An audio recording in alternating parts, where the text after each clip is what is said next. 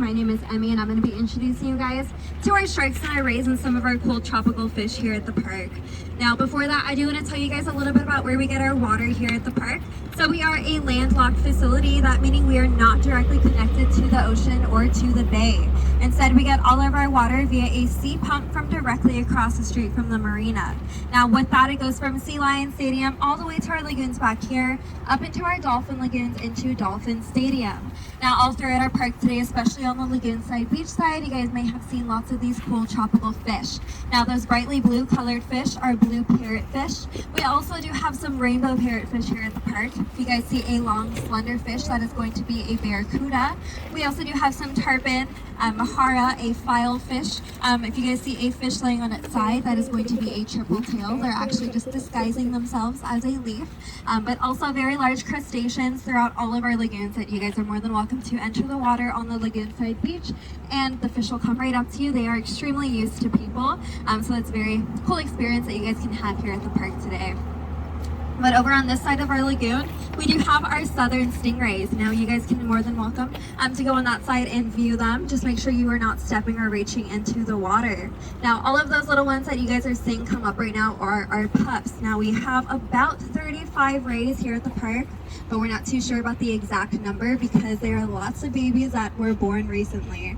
But yes, all of our stingrays at the park, they do still have their barbs. Now, when you guys think of a stingray, you guys may think that they're out just barbing everything and anything in their path, but that is not the case at all. The only reason that a stingray will ever use their barb is if they're in a life or death situation. It is the last thing that they want to use, because when they actually use their barb, they're left completely defenseless for about 6 months to a whole year. So they really do not want to use it. Now, it's a little bit difficult to see, especially on the babies, but their barb is going to be located about 1/3 way throughout their tail, closer to their body, so it is not at the tip of their tail. Now, basically, when they want to barb something, they'll stick it straight up into the air and back up into it. Now, if you are barbed, it is something that is extremely painful. It will last from 6 to 48 hours. Just traveling through your bloodstream, definitely not fun. But if you guys know of someone, or if you have heard of someone that has gotten barbed by a stingray, it is probably because they stepped on a sleeping buried stingray. Unfortunately, they like to sleep buried under the sand and people don't see them. They'll step right on top of them. But those are our rays. If you guys have any questions about our rays, you guys can feel free to ask me any of those after the show. But next, we are going to be moving on to our sharks that are going to be entering the water. And you guys will see, we're actually going to be training our sharks in just a moment.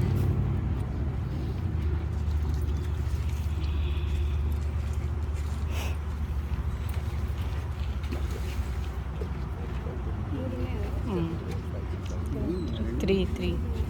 1, 2, and 3. Alrighty guys, so we are going to be calling up our nurse sharks here. And here at the park we have 5 juveniles and 2 adults. Our juveniles are trained to come up to the stationing platform here. You'll see they're going to start to line up.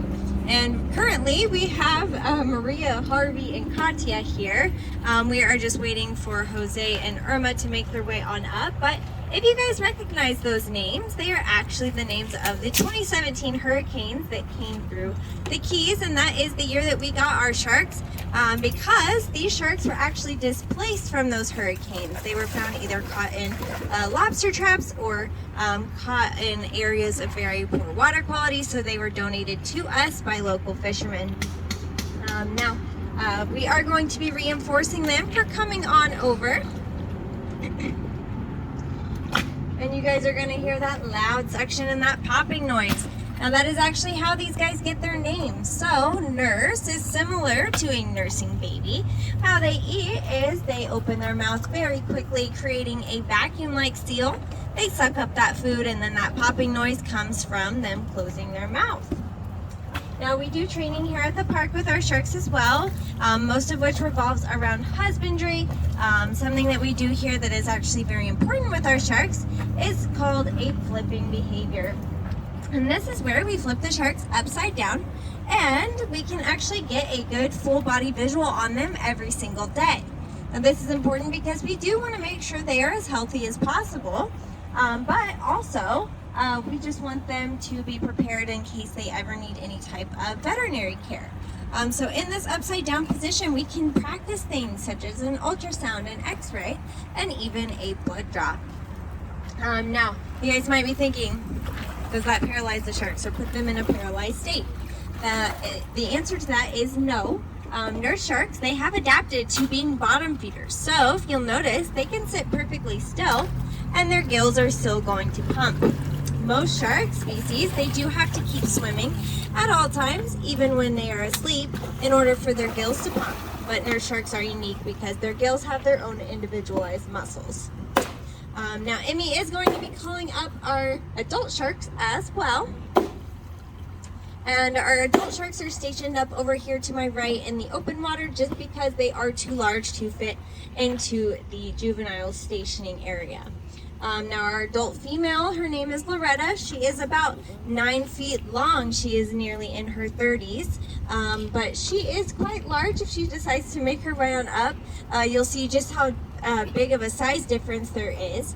The largest recorded nurse shark is 14 feet, so they can get to be a little bit bigger, but Loretta is about average for her size, and the females are going to be the larger ones in this species. Now, most people know nurse sharks as being a more docile species of shark, and that is true, but that just means that these guys are not going to come up and try to interact with you if you're out in the ocean.